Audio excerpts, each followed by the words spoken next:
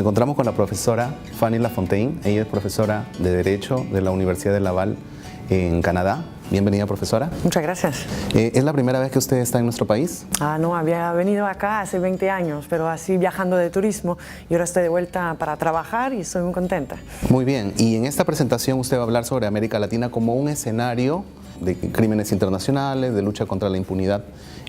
¿Podría usted profundizar un poco más sobre ese tema? Sí, pues vamos a hablar más generalmente de crímenes internacionales, que son el genocidio, crimen de lesa humanidad, crímenes de guerra, que sí fueron cometidos acá en la región, en América Latina, pero que están cometidos en todo el resto del mundo desde hace siempre, pero todavía en Siria, por ejemplo, en todos lados. Entonces vamos a hablar de este tema más general, pero también de desaparición forzada, que es el tema más específico, y en particular las reacciones de los estados, incluso del Perú, frente al fenómeno de desaparición forzada, y de la lucha contra la impunidad, entonces de imputar una responsabilidad penal a individuos responsables de violaciones graves de derechos humanos como estas. Usted está especializada en el derecho internacional penal, ¿correcto? Y esta es probablemente el tema más importante de toda su trayectoria profesional, ha sido la lucha contra la impunidad. Podemos hablar de muchos casos. Yo le quería preguntar específicamente cómo se puede lograr efectiva justicia a nivel internacional cuando hay un desbalance de poder. Es el más grande desafío de toda la idea de justicia internacional, porque como lo sabemos, los crímenes internacionales no solo están cometidos en África o en países del sur, sino en todo el mundo. Han acontecido en la guerra contra el terrorismo por países como Estados Unidos, la prisión, la cárcel de Guantánamo. Entonces el problema es esa selectividad de la justicia, como que los países más poderosos, incluso los 5 miembros permanentes del Consejo de Seguridad, que están más o menos protegidos de esfuerzos de lucha contra la impunidad. Entonces, eso es el desafío más grande. Ahora, no quiere decir que no podemos hacer algo en contra de responsables de países de África o de otra región del mundo porque no lo hacemos por los Estados Unidos, ¿sabe? No es porque hay selectividad que hay que tener parálisis, pero de repente es el desafío más grande. La Corte Penal Internacional, que está basada en La Haya, que es permanente, tiene esa crítica, que casi todos los casos que ha abierto la Corte son sobre casos de África. Entonces eso es un problema que hay que arreglar, y creo que vemos cambios en este sentido.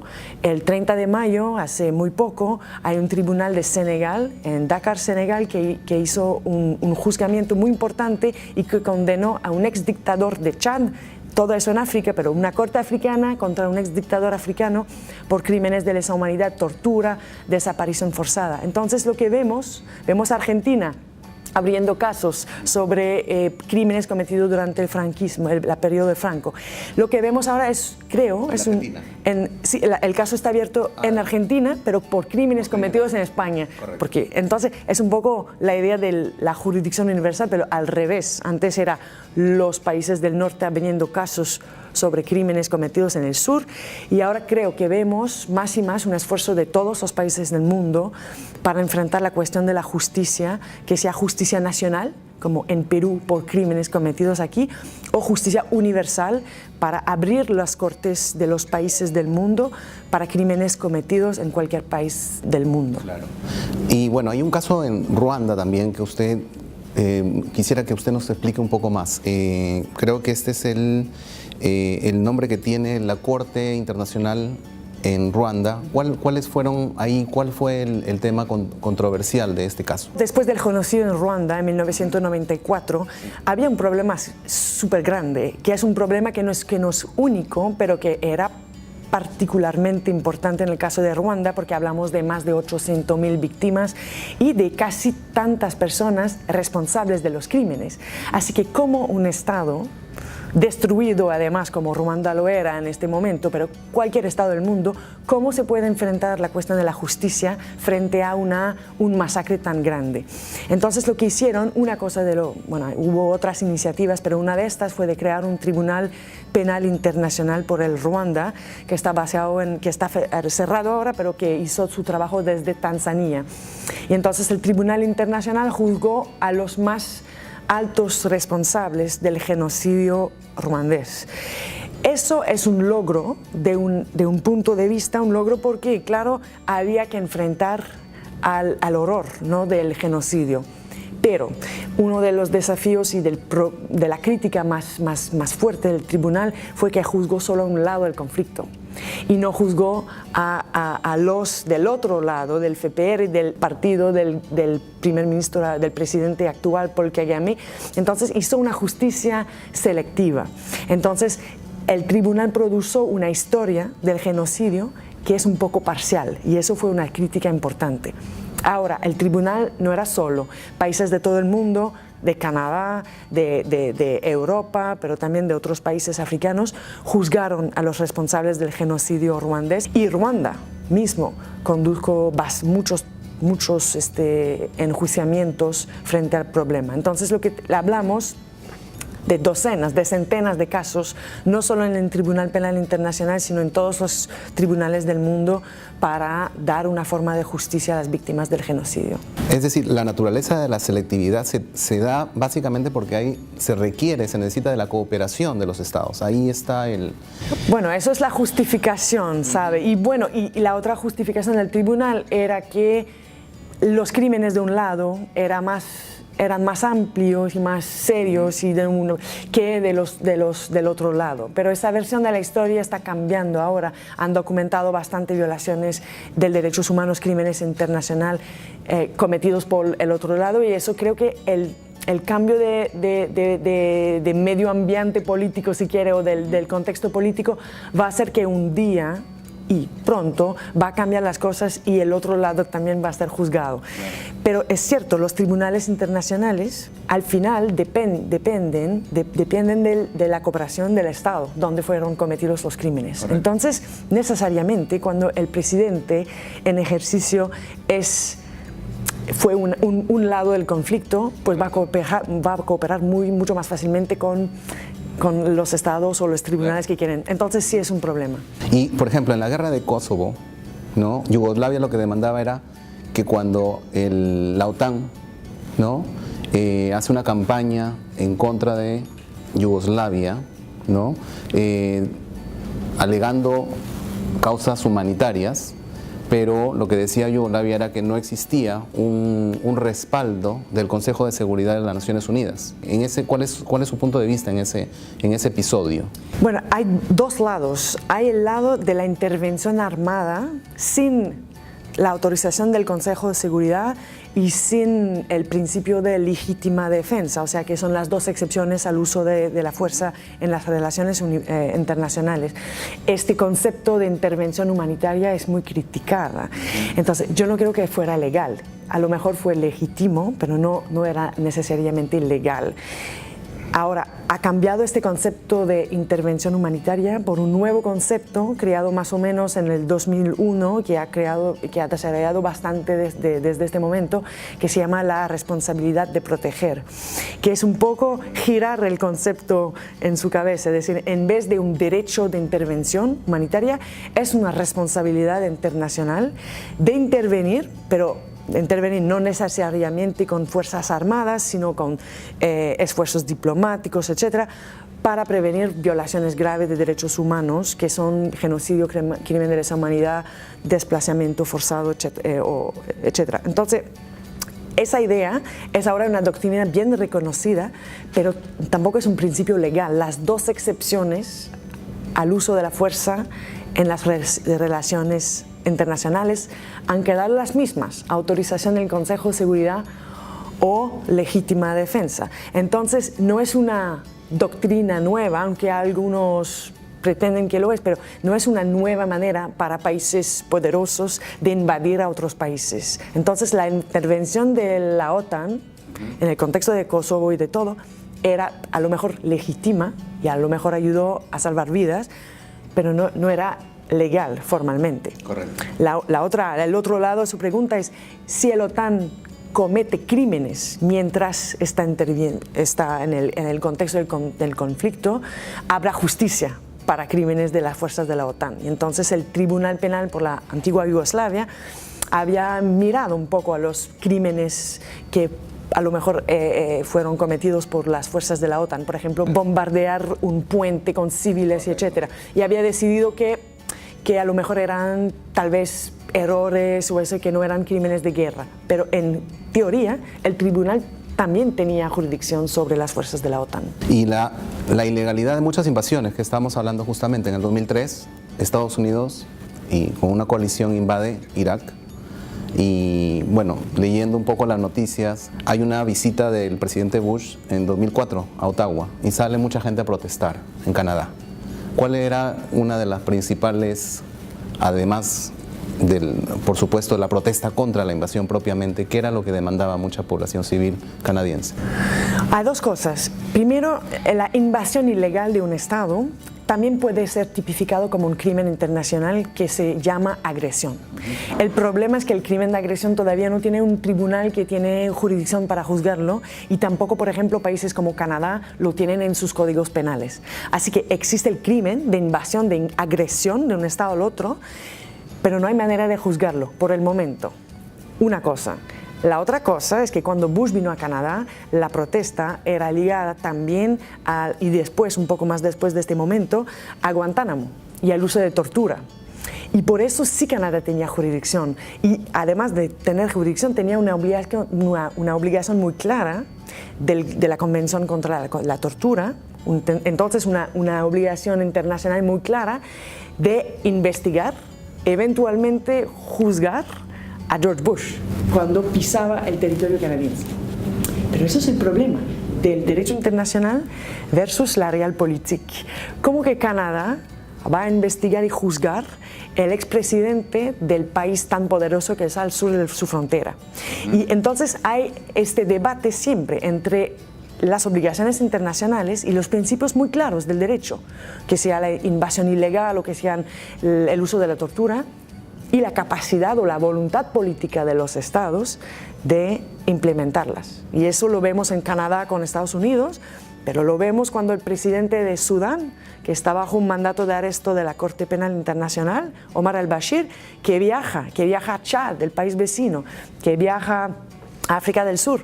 Es muy complicado para países vecinos, de arrestar al presidente en ejercicio de un país tan poderoso como el Sudán. Ahora que usted menciona Guantánamo, hay un joven que a los 15 años, Omar Khadr, ese es correcto el apellido, Omar ¿no? Khadr, sí. En Afganistán, él a los 15 años es capturado y durante casi 11 años está en Guantánamo, y recién en el 2012 él es transferido a territorio canadiense, porque él es ciudadano canadiense. ¿Cuál es la situación en este caso? Porque él está como detenido haciendo labor social. ¿Qué es lo que sucede con Omar Khadr? ¿Y cómo anexamos este caso con el derecho internacional?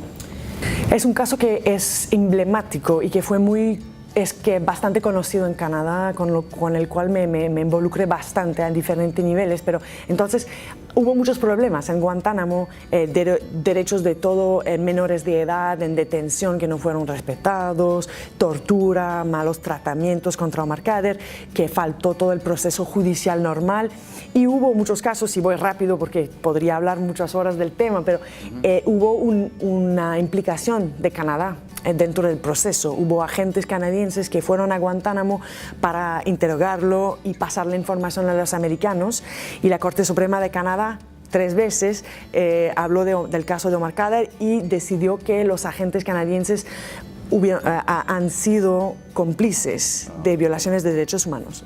Eso es una cosa. Después tuvo que decirse culpable, no sé si se dice así, declararse culpable, porque no había otra manera de irse de Guantánamo. El gobierno canadiense siempre había negado la posibilidad de hacerlo volver a Canadá. O extraditar o solo transferir para que sea juzgado aquí. Bueno, no importa. Al final, entonces se declaró culpable, y el deal, ¿sabe? Con el fiscal americano de las comisiones militares de Guantánamo, que son una forma de justicia bien separada del sistema normal, fue que después de un año en Guantánamo, un año más, entonces el 11 años, sería transferido a Canadá. Y cuando llegó a Canadá, pido a las Cortes, después de un rato, de darle la libertad condicional porque había demostrado un buen comportamiento y porque también está haciendo una apelación de su condena en las Cortes americanas. Muy rápidamente ahora está libre y bajo condiciones que están cada día disminuyendo, que el juez cada vez dice pues ahora no tienes que volver a la casa a las 10, no tiene que estar acompañado, se va a casar, ha estudiado para devenir un paramédico. Entonces el chico fue víctima de la guerra contra el terrorismo y de la comprensión de los estados en estos momentos de que hay que declarar el estado de emergencia, de hay que limitar las garantías del Estado de Derecho para luchar contra el terrorismo, que es completamente falso. Y entonces Omar Khadr, que es el hijo de un terrorista conocido, fue un poco víctima de toda esta idea de que hay que pasar al lado de las garantías normales para luchar contra el terrorismo. Y la razón por qué está volviendo a una vida normal es que mientras en Canadá pasó no por el sistema judicial extraordinario de las comisiones militares americanas, sino el sistema judicial normal, y los tribunales han confirmado uno después del otro que sus derechos habían sido violados y ahora está llegando a volver a una vida normal. Normal, perfecto. También le quería comentar, preguntarle sobre la naturaleza y los inicios, los orígenes del derecho internacional en estos temas penales. Se diseña inicialmente para resolver conflictos externos entre países. Sin embargo, con el transcurso de las décadas, el número de conflictos internos ya superó a las tradicionales guerras bélicas entre naciones. ¿Cómo se adapta el derecho internacional penal a esto? Es una muy buena pregunta, y el derecho penal internacional se tuvo que adaptar muy rápidamente porque, como dice, nació en Nuremberg, nació después del segundo conflicto mundial, toda la idea de crimen de guerra en un conflicto armado internacional, etc. Ahora, cuando llegó los conflictos de los medios de los años 90 en Ruanda y la antigua Yugoslavia, Ruanda era un conflicto armado interno, la misma cosa por muchos de los aspectos del conflicto en la antigua Yugoslavia, y entonces los tribunales tuvieron que decidir si se podía cometer crímenes de guerra dentro de la idea de un conflicto armado, y han confirmado que sí, que el derecho consuetudinario, eso es difícil, la costumbre internacional había llegado al punto donde sí era posible cometer crímenes de guerra dentro de un conflicto armado interno, y ahora está muy bien reconocido, está codificado en el Estatuto de Roma, que es de la Corte Penal Internacional, y eso ya está muy aclarecido. Los otros crímenes, genocidio y crímenes de guerra, no tienen que ser ligados de cualquier manera a un conflicto armado, así que pueden ser cometidos en tiempo de paz, de paz relativa, pero que no sea un conflicto armado clásico. Entonces ahora no hay duda de que cualquier crimen que sea cometido, que sea genocidio, crimen de lesa humanidad, crimen de guerra, puede ser cometido dentro del marco de un conflicto armado interno. Y eso es un desarrollo muy importante gracias a la jurisprudencia de los tribunales internacionales penales. Y el Estatuto de Roma, ¿correcto? Está compuesto por 123 países, sin embargo faltan 24 ahora, hoy en día. Entonces faltan 69 países todavía que se incorporen.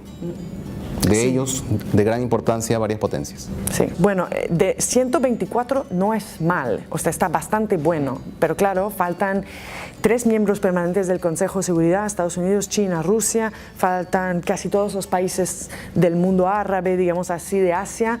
Entonces, el corazón de la Corte es Europa, África, América Latina y Canadá, Australia, Nueva Zelanda. Entonces, no es nada, pero claro que faltan la ratificación universal del tratado, porque la Corte tiene jurisdicción solo sobre territorios de Estados partes o por crímenes cometidos por nacionales de Estados partes. Así que la jurisdicción que se quiere universal todavía no lo es.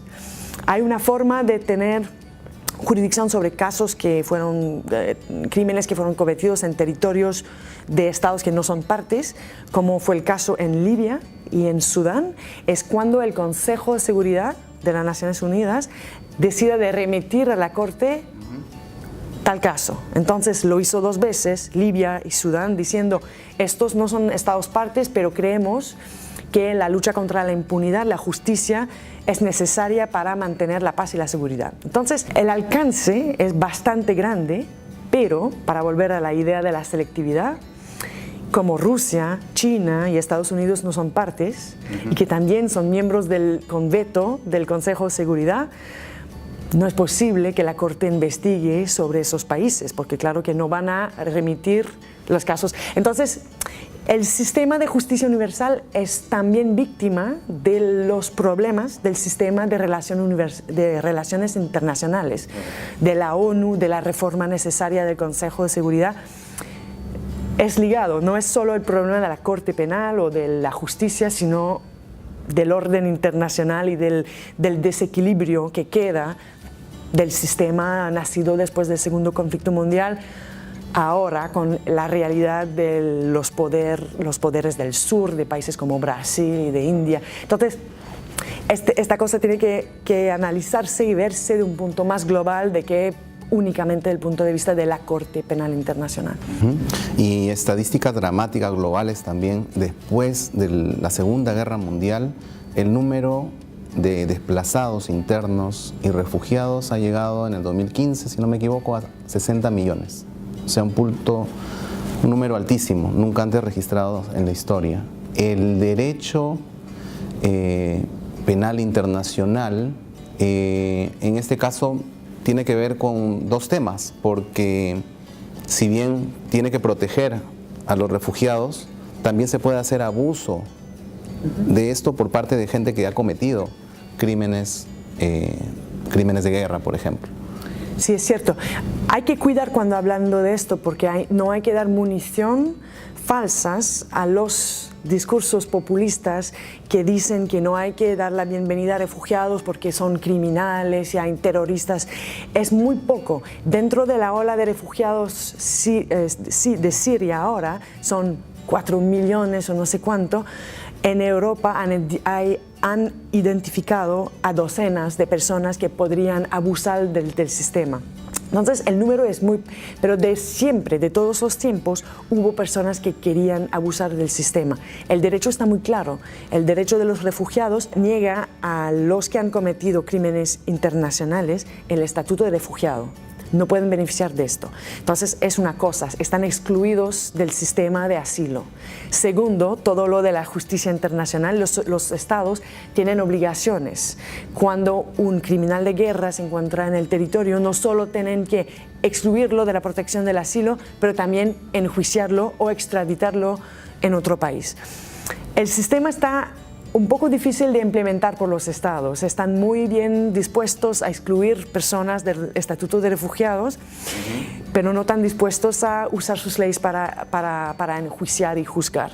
Entonces eso es un debate. Ahora, yo creo que es muy importante poner el enfoque sobre los esfuerzos que están haciendo estados europeos sobre la ola de refugiados sirios que están llegando en masa, en manera muy masiva en los territorios europeos, y se están poniendo los fiscales y las organizaciones de la sociedad civil en una red que se llama la red genocidio, para colaborar entre las autoridades de inmigración, los fiscales de todos los países, para compartir información y que si haya una persona que haya abusado del sistema de asilo, que sea pasado por el sistema penal. Y está funcionando bastante bien. Ahora tenemos un primer caso en Alemania, tenemos casos así. Entonces, el hecho de que haya algunas personas que se van a esconder en olas de refugiados y que son criminales es inevitable. Fue lo mismo después de la Segunda Guerra Mundial, que hubo nazis que se escondieron, pero el número es muy poco y el sistema funciona para detectar a esas personas.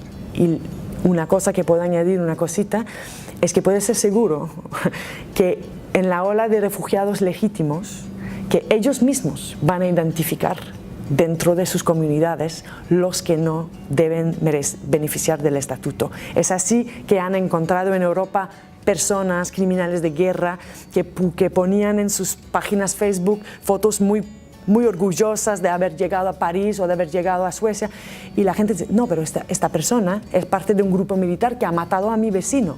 Y entonces así el sistema funciona. La gente, la comunidad de refugiados no tienen interés a que beneficien personas que han cometido crímenes internacionales.